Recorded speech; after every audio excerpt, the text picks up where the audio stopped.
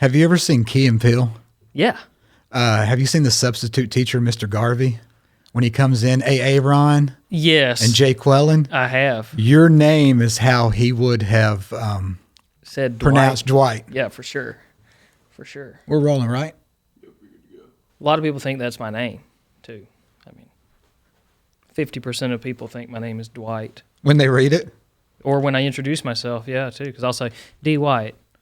And then later when they're talking to me, they'll be like, hey, Dwight, or whatever. Yeah, it's funny. It's one of the greatest names. I guess. It works. It's an old name. That was my grandfather's name and his grandfather's nickname. So that goes a long way. I guess we should just go ahead and tell people that you have a new single coming out tomorrow. Yeah. This is being recorded on the 21st, so they won't hear it till next week. But how does it feel? Heart Talkin feels great. Glad to get it out into the world and off my chest, off my back. It's been a long time coming. We've had this thing in the can for a couple of years now. And it'll also be the title track to the album. We're going to call the project Heart Talkin also. So we've never done this on the podcast where we were able to tell a story behind a song that was a current single. Yeah. So what's the story behind Heart Talkin? Well, it was one of those where we went in for a 10 a.m. writing session and we came out at 2 a.m. the next morning. But I wrote that with my friend Sergio Sanchez, and we got in there and sat down. And, what do you got? Oh, what do you got? What do you got? Finally, he said, well, I had this idea, Heart Talkin.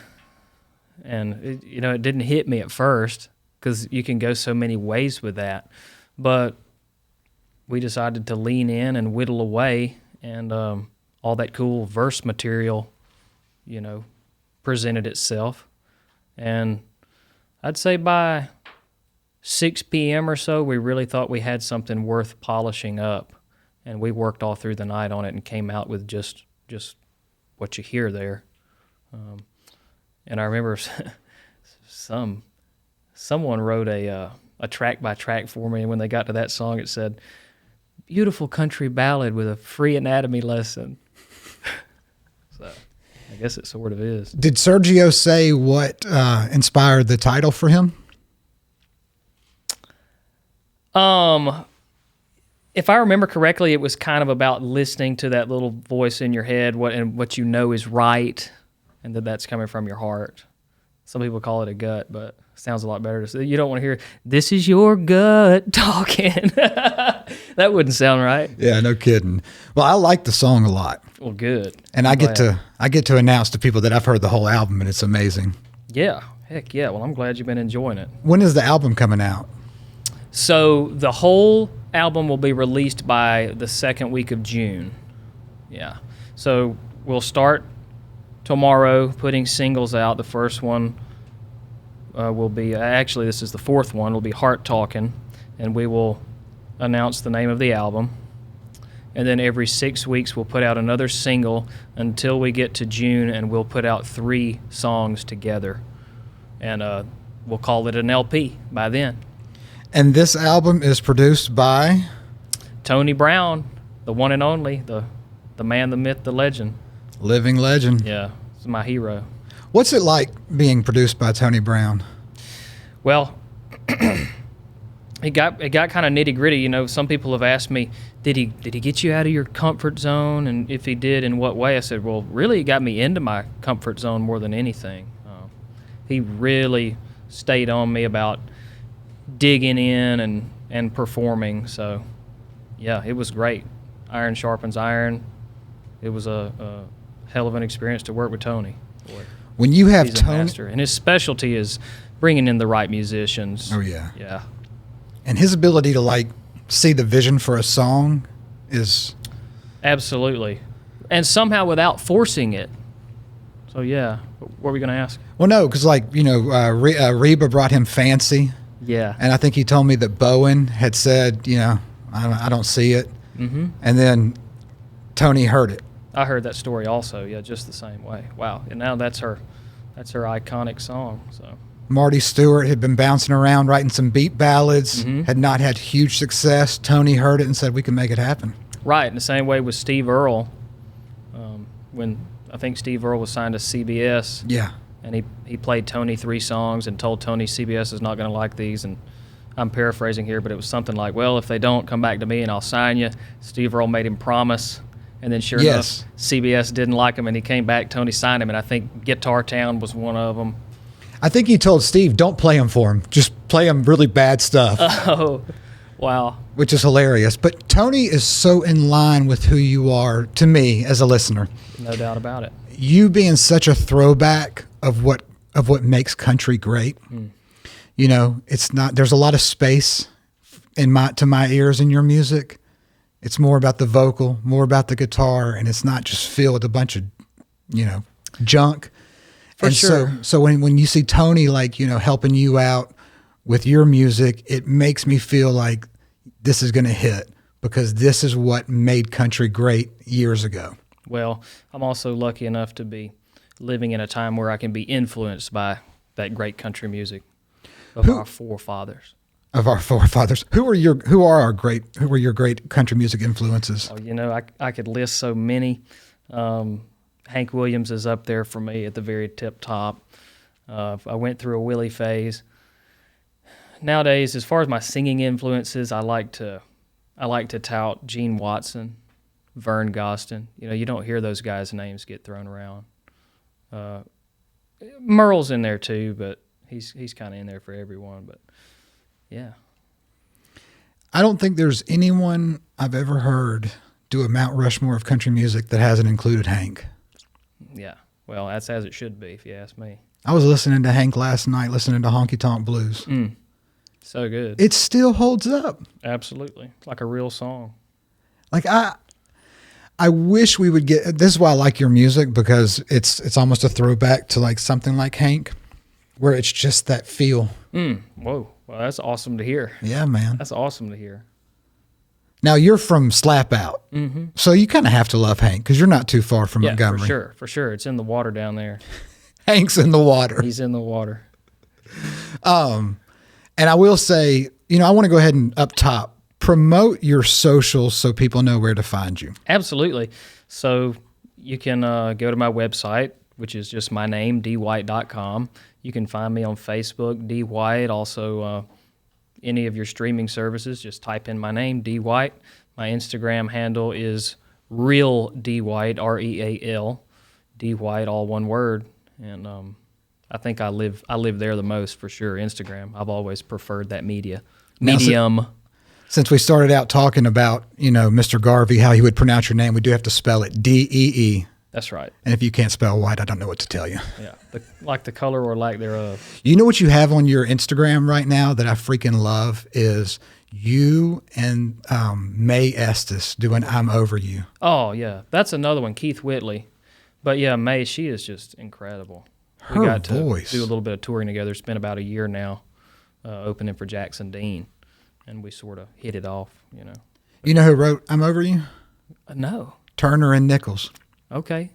Have you ever listened to, so you know, I think his name is Tim Nichols. I would have thought that Keith wrote that all these years. That's what I would have thought. Turner and Nichols. Turner and Nichols were a duo in the 90s, and they had a song called Moonlight Drive-In. I don't think their career as a duo lasted very long, but then Nichols went on to write like Live Like You Were Dying. Oh, wow, yeah. But when you and Mae did that song, holy cow. Yeah, she's unreal. She's the best.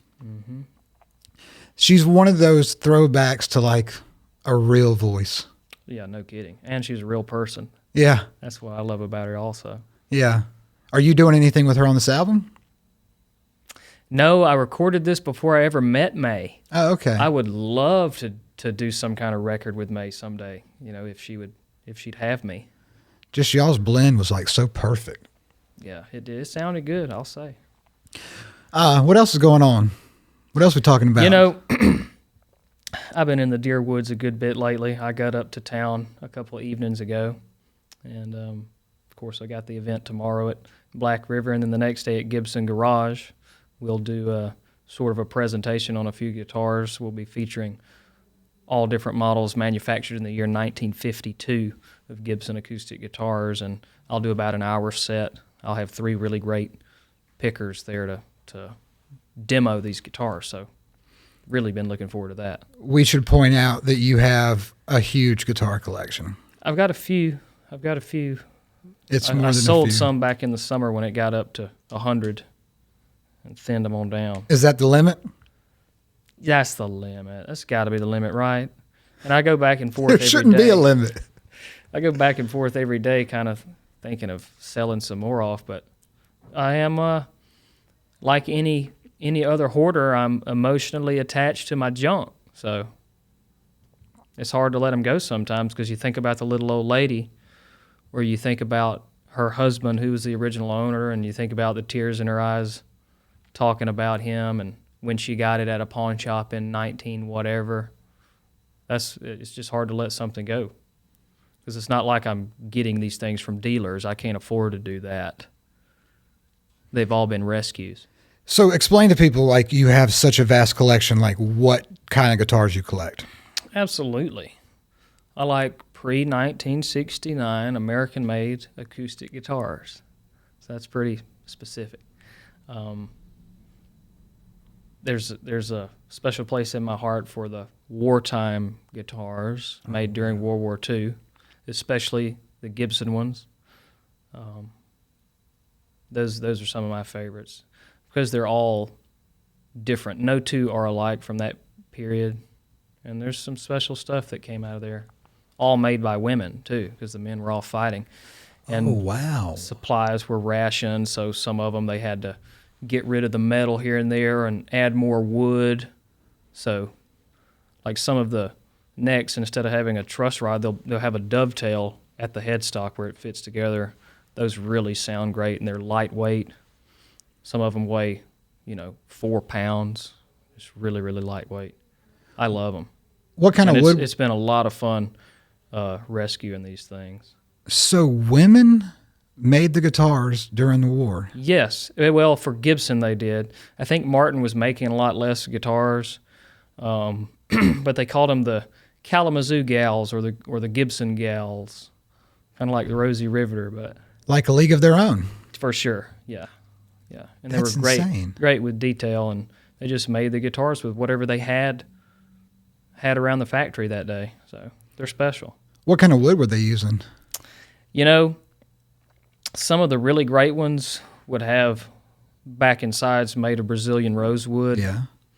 Most of them are going to have a mahogany back and sides, and then a few of them had maple.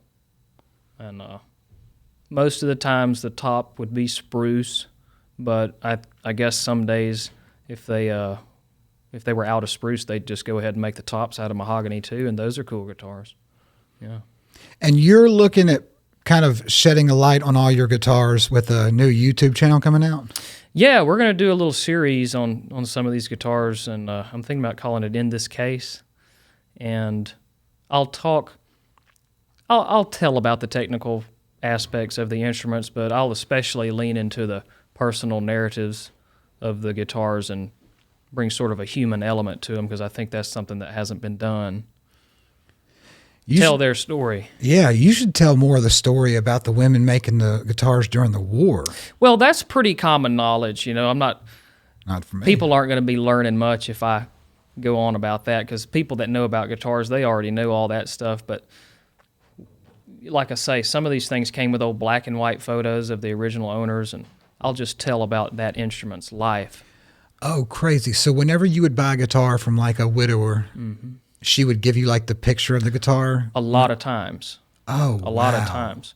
And several of the guitars I've gotten over the years, the original owners were ladies, too. Girls play guitar? Heck yeah. So it's just really cool. It's like I say, I've had a lot of fun. When are you going to release this in that case? I don't know. I'm ready to get to work on it. I'll probably throttle up on that idea in the spring. It's such like a, American Pickers kind of idea, but kind of just with guitars. For sure. I think it'll be great. Yeah. And I even, like I say, I love the old cases and the junk that came in the cases with them. And yeah, we'll humanize these things. Now, let's talk more about the album. Right. Tell me about Million Miles. Well, that thing's out. We put it out in October of last year, And okay. it's been a good one for me. People really love it. I went up to Montana in December and did it for a couple at their wedding because it was their first dance song. And, things like that are really special for me. It's the little things like that. But Million Miles, that's the only song on the album that I wrote on Music Row. We wrote it down at Sony. And we had Ben Chapman and William Beckman on the writing session. And I knew Ben a little bit, had never met William, and haven't seen him since. But, boy, that write really went well. And it's funny, I went in with the idea, Million Miles, okay. Now, I was phrasing it like this, Taylor. Well, sometimes it feels like I'm running strong, and other days it feels like there's a million miles on me.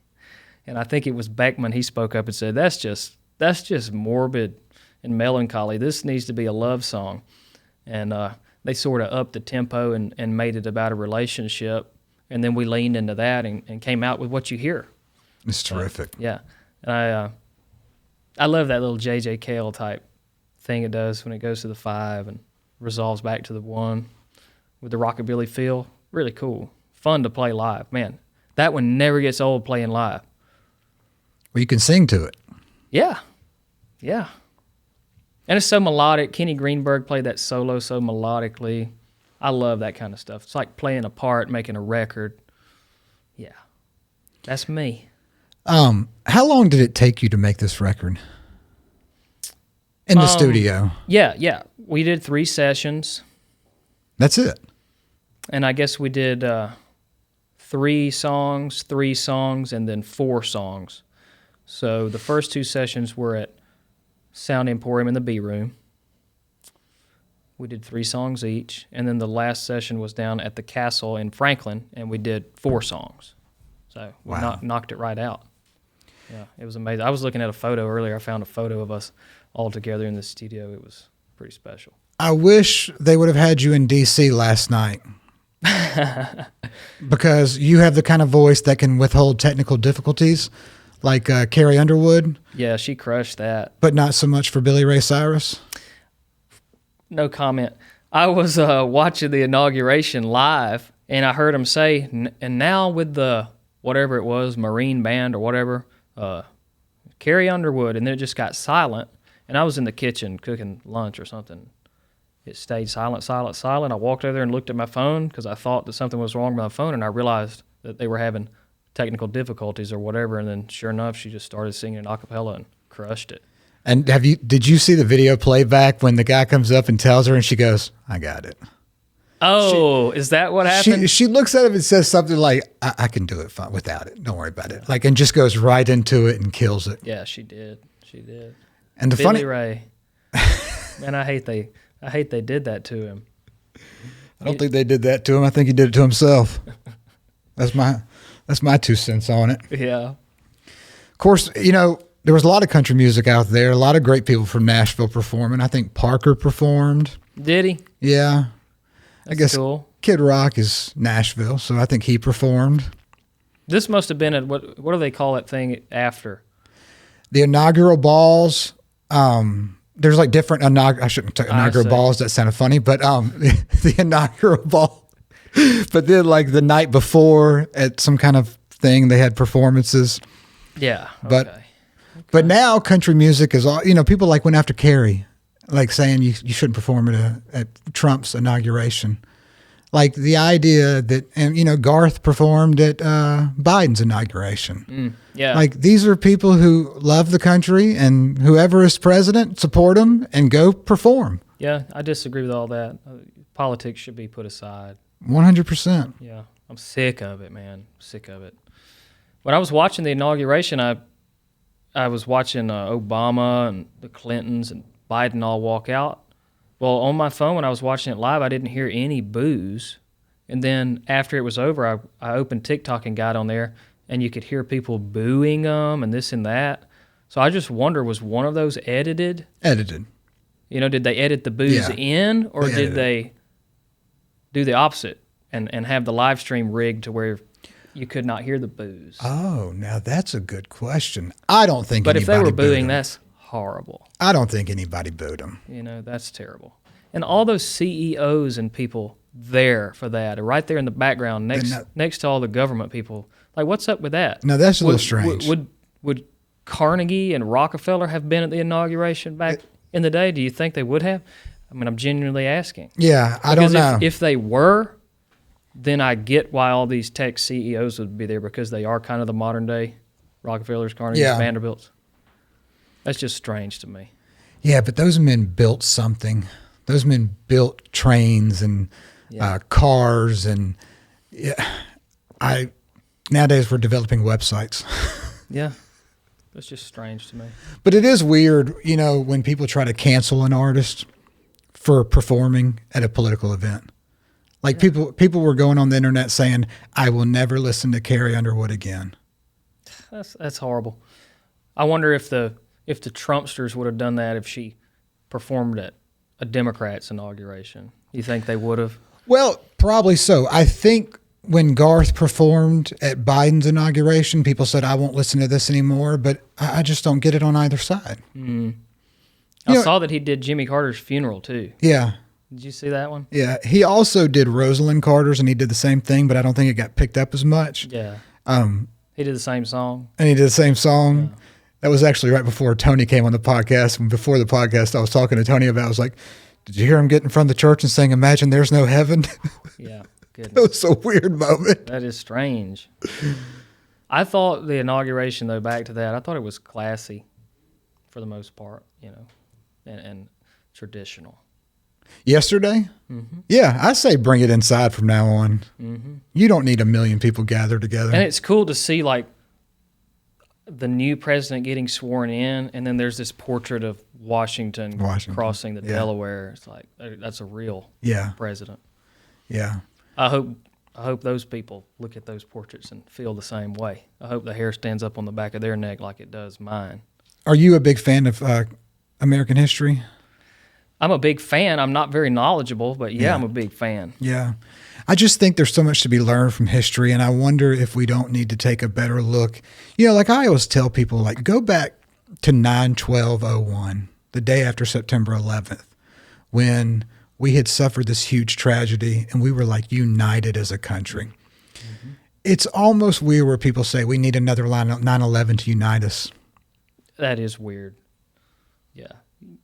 You can't really mean that literally, but some unity would be great. Yeah, hopefully it's not brought about by another, terrible thing like that. God willing, it won't be. We certainly need, something's got to give. We've got to unify. But you saw it in New Orleans on New Year's. I told my wife, I was like, I'm not sure I want to go out on New Year's. I think there's going to be a terrorist attack. And then what do you know? There was one in New Orleans. Whoa, a little clairvoyant there. Yeah. Well, I'm glad I didn't go out. Yeah. But no, I'm getting back to what we were talking about earlier. It's like, we have these great musicians who get a great opportunity. When the president calls you to perform, answer the call. Yeah. I agree. Forget what anybody's got to say after that. You've just reached the pinnacle of a music career. Have you ever done the national anthem before a big crowd? Not, a few hundred, a crowd of a few hundred people once. How hard was it? It's pretty hard. It's like a weight. You got to make sure you start low enough. So you need some kind of tone or something to give you a pitch center to start. If you start too high, you're screwed on that one. When I was booking shows for an artist, and he's been on the podcast numerous times, his name's Stevenson Everett, we kind of just fell into this weird opportunity where he got to do the national anthem at Talladega on Saturday's race. And he was still kind of an up-and-coming artist at that point, but he had to do it in front of 100,000 people. Whoa. And he was telling the story on the podcast where they were bringing the jets, and so he had to time it out to where the jets got there, but they had kind of messed up the rhythm with when she gave him the go ahead, he starts singing. And then she's like, stretch it, because the jets aren't here yet. Now, how much pressure is that? Yeah, that's nerve-wracking. Milk those runs. And he's like, it's a stock song. You can't change it. I couldn't add anything to it. Yeah, it's a tough one. Tough song. There's some low notes in there too. People don't realize. Well, I don't know. I'm not technical enough as a songwriter. I mean, as a singer to know those terms. Yeah. What's the biggest crowd you ever performed in front of? We did one in front of 10,000 once, opening for Alan Jackson. Bro, you really opened cool. for Alan? Yeah, years ago. What's that It like? was 2019. It was just unreal. It was an amazing experience. And we won them over. They loved us. Yeah, and it was at Niagara Falls. So, Wow. really incredible. Well, you're like a perfect fit for an Alan. It was a perfect fit, Taylor. You know, I always tell people that I miss people in the music business like Alan and George Strait. No, huh? Because they're two of the guys who have always been true to themselves.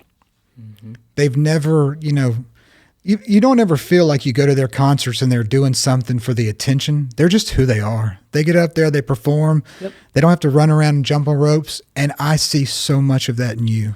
Yeah, and they were true to the genre also, but Alan was under the weather that night, and he walked out, and the first thing he said to the crowd was, "Guys, I'm a little sick, but I didn't want to cancel on y'all." And then they brought him a stool out there. And I think he played guitar for the first few, and then they came and got his guitar, and he just sat there and sang his songs, and people loved it. They went extra wild because of the way he prefaced that he wasn't going to cancel on them and this and that. But, another reason I really respect Alan is I think he was a staff writer in the 80s before he ever started to take off as an artist, just grinding, busting his butt on the road. A lot of people don't know that Alan wrote songs like "If I Could Make a Living."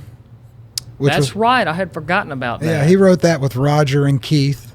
Yeah. Roger Murrah and Keith Stegall. Mm-hmm. And then him and Randy Travis have a bunch of songs that they wrote.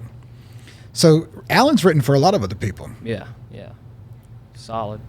But it's one of the things I like about you, and I guess what I should say about George and Alan to button that up is it's not just that they've always been true to themselves. Look at how long and consistent they've been on top. Yeah. Because they're true to themselves. Yep. And whenever I see you perform, I've told you, I've watched, probably 7 different versions of you doing Old Muddy River. Wow. But you're always just true to yourself on stage. I've never felt like you're trying to dazzle people. You're just performing. Hey, that's great to hear. You try to be true to yourself, true to the song, true to the moment. Yeah. Thank you. I just think people are always trying to catch the audience with something other than the music. Oh yeah. So when I get an artist No that doubt just about that it's just the voice and the performance that catches me, it feels so great. In the end, all we'll have is the music. Yeah. So that's where it starts. That's where it ends. Better stick to it. Like right now, I love Cassius Culpepper. He puts stuff up that I just love. Have you heard Willow Avalon? I have not heard their records, but I've heard of them. She has a lyric that says, "Hey there, Dolly, I'm just like you, got big titties and a big heart too." Whoa. That's funny. By the way, happy belated to Dolly. Yeah, She just had a birthday. I saw that. Still the queen. Yeah. Mm-hmm. Unrivaled. So graceful. Have you ever met Dolly? I wish. No, I haven't. Boy, that'd be a bucket list thing. Now, that's someone that you need to do a duet with. Well, maybe we can get that lined up. Can we make it happen? I hope. Boy, that'd be a dream come true. I can't believe how good she still sings. Sings, yeah. Wow. We all hope to keep a fraction of our voice. It's like she's just gotten a better and better tone over the years. I just love people that are a gift to country music because their persona is almost, it's taken country so far beyond what used to be its limits. And Dolly's just one of those women. Johnny Cash is one of those men that what they do for country music is kind of beyond words, and it goes beyond just the music. And you don't see it anymore. I don't know if we'll ever see it again. Well, we see it now. We now see new versions of them. At least that's the way I feel. Are you familiar with the term try hard? Somewhat. Hit me. There are a lot of tryhards right now that they want to be that, and I feel like they wear it on their face. Like, I'm just trying. It's not like I never felt like Johnny Cash was trying to be this mythical figure. He just was. Mm-hmm. Yeah, 100%. I mean, he wasn't trying. he was trying to survive, at least, for a while there. And then he achieved legend status and was sober and everything. But yeah, it's crazy. Yeah, so I just appreciate people like that. And again, back to your music, someone who was authentic. Yeah. I mean, do you ever stop and have to think like, am I being authentic myself, or is this just natural? I 100% do stop and think. In fact, there's a song on there called Whiskey Please on the album that I sent you. Well, I almost didn't cut that because, I don't really live that lyric. That was a co-write, but I ultimately decided I would record it, and I'm really glad I did. But that's an example of me stopping and thinking. How difficult is it for an artist to remain authentic when people are pushing you to be more commercial sometimes? I think it depends on whether or not their goal is really to even be authentic. If that is their goal, then it's very difficult. So, if they're more focused on having a hit and making money, then I don't guess it's definitely, then that's what they want to do ultimately, is give in to that. Or for someone to tell them, hey, do this. I mean, how great would that be? Formula? Well, I guess what I want to get at with you is, have you ever had someone, and this is a peek behind the curtain for people that don't know what it's like to be an artist. Yeah. Have you ever had someone like push you to say, hey, you need to do this because it'll make you a big star? Other than people telling me to put a little color in my hair, no. Really? Thankfully, I really haven't had people pressure me like that. It's more just see ya. Well, you do They kind don't of try to shape me. They just see ya. I will compliment you on this. You do kind of give off the vibe that whatever that bullshit you're going to sell me on, I ain't buying it. Yeah. Yeah. No, not usually. I'm not gonna do something if I don't really love it. Yeah. Believe in it. That's for people that have stage names. I thought your name might be a stage name at first. It would have been a good one, but no, it's my real name. That's what Tony asked me, because he was like, what's your name when we first met? And I said, Taylor Swaid. And he's like, it's kind of stagey. Like, Yeah, that is a good one. What's your real name? And I was like, no, it's my name. That is your real name. Yeah. Okay. Yeah. Absolutely. That's a great one. Taylor Swaid. If I was going to choose a stage name, I would never have chosen Dee White. I can tell you that. People call me Dwight too much. It's too confusing. No, Dee White's perfect. Yeah. I'm just D. Trying to continue to be. Are you writing a song? Yeah, I'm always writing, man. That might be your next album. I'm just D. Yeah. So what else? Now you got to tell me about. So like you're in the studio, Tony's behind the board. Right. Yeah. Is it a pinch me moment? Absolutely, it is. It's also a learning experience. Anytime I've been lucky enough to work with heavies like Tony, I try to just absorb as much as possible. I mean, when I dropped out of Auburn and moved to Nashville to record that album with Auerbach, that really became my education. And working with Tony was just an extension of my education. So, yeah, like I say, just trying to take as much of it in as I could. It got nitty-gritty at times. That track, All Day Singing, it almost did not happen. And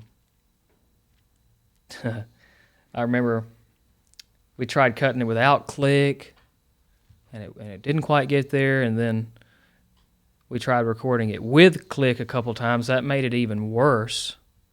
And Tony says, guys, I need you to play this thing like a real band would play it. And frankly, if we can't get that done within the next take or two, we're going to lose the record. And I just don't know what I can do to make this thing happen. And Michael Rhodes, rest in peace, he talked back to Tony. He said, I'll tell you what you can do. Hit fucking record. And the next take was the record. Oh, wow. No click. So all that outro jam and stuff that you hear, that's all organic. And that's the reason that thing turned into what it is. So that's a story that comes to mind. Another one I remember when we had first started, I believe it was the first Sound Emporium session.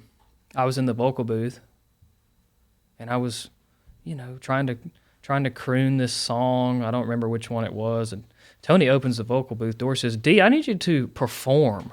How about performing this thing?" I was like, "Okay, Tony, yes, sir."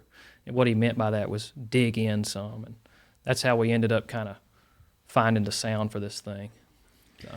So sometimes you got to challenge the musicians, but once you challenge them, they rise to the moment. And they're like, "I'll show your ass." Yeah, well, that kind of all-star bunch, yeah, they rise to it. And that was the only real hang-up we had. The rest of it was like breathing for those guys. Is that not the best feeling when you're in the studio and just everything's firing on all cylinders? Absolutely. One quick little, put a little air in the tire, and that's it. Like, back on the road. Yeah, you come in with a guitar vocal work tape that you did on your iPhone, and then they all just look at each other. Not a word is spoken. Write out charts, pass it around, and then they just get it. And knowing that they get what you're doing, that's a great feeling. Yeah, like you said, it's the best feeling ever. Do you ever have to go in there with your vision, or do you just try to leave it to someone like Tony or Dan, or do you try to get in there and have a say in your vision? Well, those guys, they're great guys, and they'll always give you a say. They very much value your opinion. But if I'm working with, producers like Dan or Tony, I'm going to take a back seat, big time back seat, try to stay out of their way. I mean, I'm just going to try and lay in there what they want. But different things, if I'm not working with a producer like that, then yeah, I'll be more heavy-handed. I'll tell some people another song of yours that I just freaking love, and it's when you were working with Dan, and I guess we should clarify, it's Dan Auerbach of the Black Keys. Mm-hmm. Rose of Alabama? Yeah. Man, y'all have a performance on YouTube of y'all doing that song, and he's performing, I think he's on a Les Paul. Yes, yeah. And then it's just so beautiful, and there's a girl playing fiddle. Katie Offerman. Shout out to Katie Offerman. Yeah, she's so good. She's amazing. I think she signed with Sony now. She is as terrific. An artist or a writer or both. But yeah, Dan was playing that old gold Les Paul. You're right. Yeah. Mm-hmm. Those were fun little in studio sessions. That's exactly what we're going to do tomorrow. Exactly that. Oh, and the with the thing that Leslie's doing for y'all? Yeah, at Black River. Okay. Yeah, we'll do performances in studio just like that. Okay. Well, now I feel bad that I'm not going to be there. Oh, man. There'll be plenty of opportunities to hang out, like I said. When you work with a Dan Auerbach, I've never known how to pronounce his name. Is it Dan Auerbach? He says Auerbach. Auerbach. Yep. That's easy for a Southern boy. I can just break it into two. Auerbach. Yeah. So when you're working with Dan Auerbach or Tony Brown, what are you learning as an artist? Because these are two of the best. Yeah. Well, I'm learning what sounds good, number one. I'm learning about gear. They both use different kinds of microphones to record my vocal. And, doing the project with Auerbach was a lot different because I was a lot more of a virgin at the time. And everything was new. So, but yeah, Dan's my hero for sure. He did so much for me. It's important to have people that'll tell you when something is doesn't sound good or whatever, or if a song is not good. Mm-hmm. It's really important to have people that are honest with you and not just yes men. And you trust their opinion because their taste is so developed, just impeccable taste that these guys have. And really, the more people like that you're around, you develop your own taste. So that's really been great for me. Even coming up with Harold Shedd, yeah, he really forged my taste. Taste is so important. Yeah. That's a whole conversation. But I think taste is important for the listener. I also, I've really been enjoying Rick Rubin's book, and it really touches on, how absent you have to be of considering the audience and the creating process. That you need to be within yourself and creating something you love, and then you have to worry about the thing after. So when you have somebody like Tony or Dan that can be, the first set of ears to hear something you've written, that's huge. Yes, absolutely. Yeah, I used to love sending them songs and anxiously awaiting their opinion. How many songs do you think you wrote for this album? What were you doing? 12, I think? We're doing 10. 10. I love 10-song LPs. But, I sent Tony maybe 15, and he liked 10 of them. And every song that he liked, we recorded. Wow. Yeah. That's a pretty good clearance rate. For sure. And like Heart Talkin, I had to write for the project, and Wagon Girl had to write for the project. Tony requested a ballad, and we wrote Heart Talkin. And he had requested, he was calling it a rocker, but the reference that he sent me was The Conversation by Hank Jr. and Waylon Jennings. Oh, yeah. So we tried to write something with that feel, and we came up with Wagon Girl. Are you doing a video for Heart Talkin? I haven't even thought about that, Taylor. I haven't even thought about that. We got a little lyric video made already, but it might be worth doing a real video. We'll see. I had a guy on here recently who was telling me his favorite videos are lyric videos because he feels like they're more authentic nowadays. Yeah. And cheap. And cheap. Cheap helps. Yeah. How much does it cost to make a lyric video? An expensive one would be about $500. That's it? Yeah. Oh, wow. Yeah. I mean, people can just boop, boop, boop nowadays. Just throw a background up and then the lyrics pop up and go away. Plug it into AI and AI makes the... Yeah. What do you think? That too. So you're so authentic sounding. What do you think about AI in music? If they can figure out a way for whoever is utilizing the technology to keep the money and for the money not to somehow go to the creator of the technology, then I think it's great. So, it's fun to sit down on ChatGPT and say, write me a song about the Country Drive podcast hosted by Taylor Swaid. And then it spits you out a whole song. Boy, it's cool. It's amazing, really. That's my opinion on it. It's amazing, unreal to be living in a time where that's a possibility. Hopefully they can find a way for the humans to keep the money. The right humans. Yeah.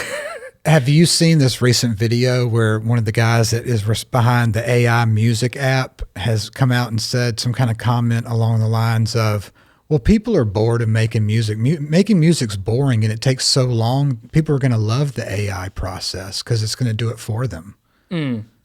Really, fuckface? Mm-hmm. Really? I know, right? So kids don't need to sit down and take lessons on guitar and learn the process and come up studying other lyrics and figuring out what works for them, go into piano lessons, go through the grind of not knowing how to do it and feeling like you're terrible at it, and then overcoming that and learning that you get better over time. Mm-hmm. Really, just plug it in a computer. That spooked me. Well, but he's making money, so he's pushing that. Right. But that's my point. But he had to walk it back. Oh, he did? Yeah. So he had to come out and say, I was on a podcast and I was just talking. I didn't really mean it that way. And it was like, good.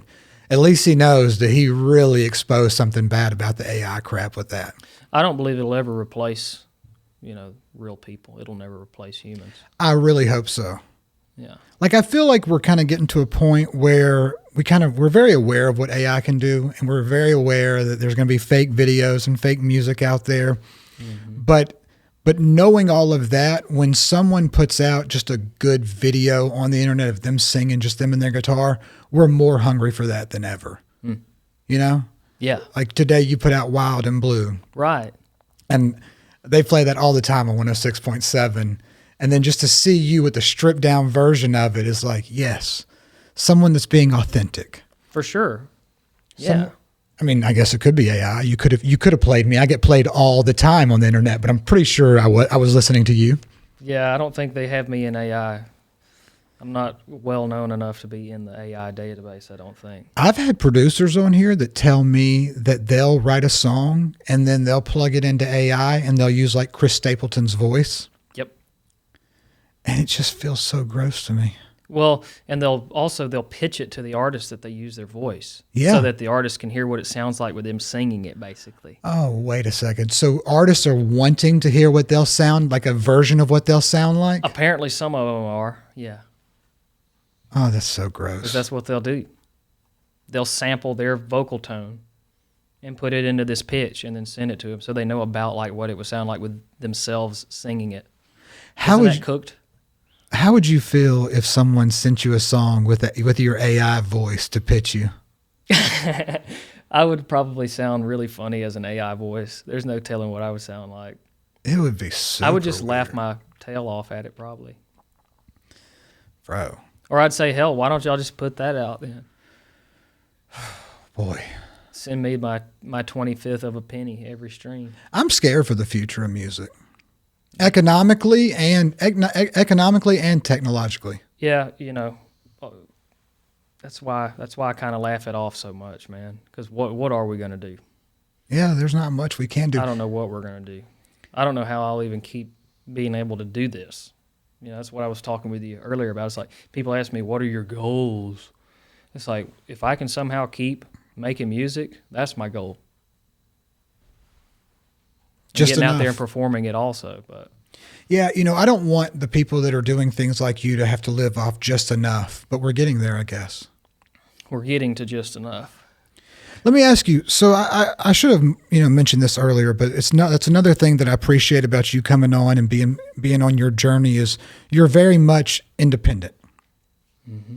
You are not backed by Had a lot of help and have a great team. Yeah, but I am independent. Yes. What are the struggles right now for an independent artist? Finances, money is the number one struggle for sure, and for me personally, it's hard to stay on top of social media. It's like when you're independent, you have to be good at several things other than just making and performing your music. You have to be good at business. I'm terrible at business. You have to be good at marketing yourself, and you have to be consistent and creative on social media. And that in itself is a big struggle for me. If all I had to do was write songs, record songs, and go out there and perform them, I'd be in great shape. Yeah. You know, I hope people will really focus on what you just said and consider supporting independent artists as often as possible. Mm-hmm. Downloading their music, listen on YouTube, all those listens and all those streams add up. Yeah, and come out and see them. Come out and see Yes. us. You know, I don't know if fans realize how fulfilling and important it is for them to show up. Yeah.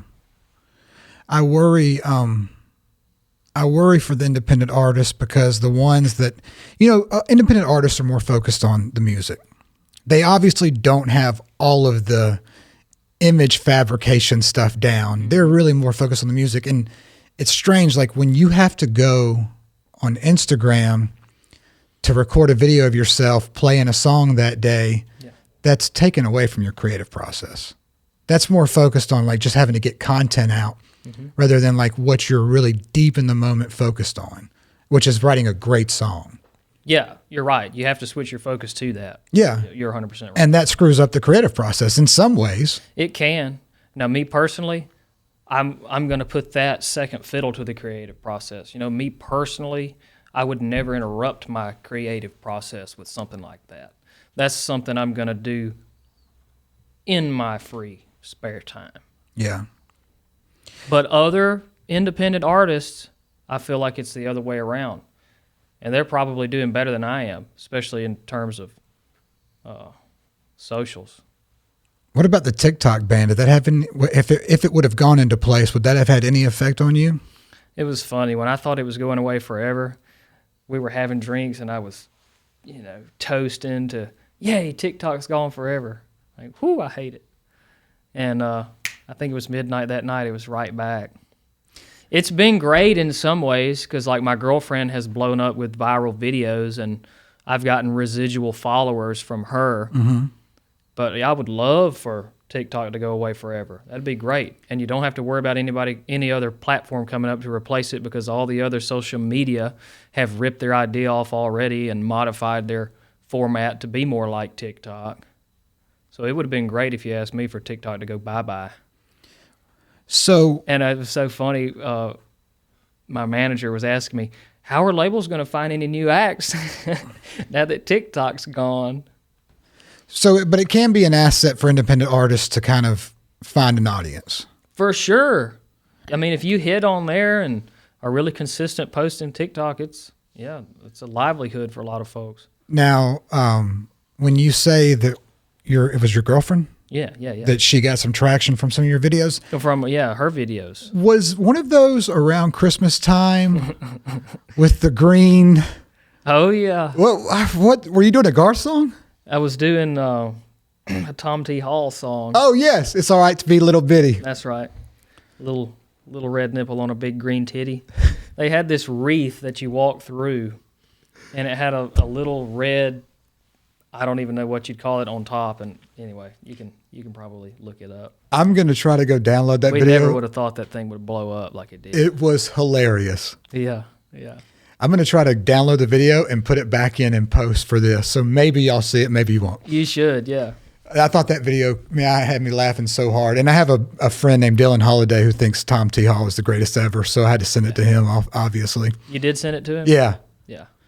Well, that's the other thing that makes social media so hard. Like, just use that as an example. That clip, it went mega, mega viral. Who would have ever thought? So therefore, if you don't ever know what's going to hit, what's going to work, that's so difficult.